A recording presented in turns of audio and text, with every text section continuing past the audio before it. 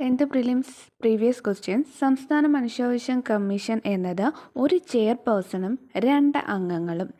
Indian national Congress രൂപീകരിക്കപ്പെട്ട വർഷം 1885. മഹാത്മാഗാന്ധി ഇന്ത്യയിൽ നടത്തിയ ആദ്യത്തെ സത്യാഗ്രഹം ചമ്പാരൻ സത്യാഗ്രഹം. ഇന്ത്യൻ നാഷണൽ കോൺഗ്രസിൻ്റെ 1929 ലാഹോർ സമ്മേളനത്തിൻ്റെ അധ്യക്ഷൻ ജവഹർലാൽ നെഹ്റു. സ്വതന്ത്ര ഇന്ത്യയിലെ സംസ്ഥാന പുനഃസംഘടനാ കമ്മീഷൻ്റെ അധ്യക്ഷൻ ഫസൽ അലി. ബംഗാൾ വിഭജനം നടത്തിയ വൈസ്രോയി കഴ്സൺ പ്രഭു.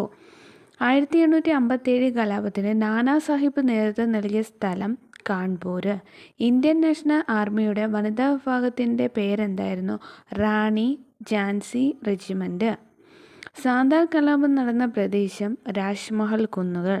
ചുവടെ തന്നിട്ടുള്ളവയിൽ ബാലഗംഗാധര തിലകൻ ആരംഭിച്ച പത്രം മറാത്ത.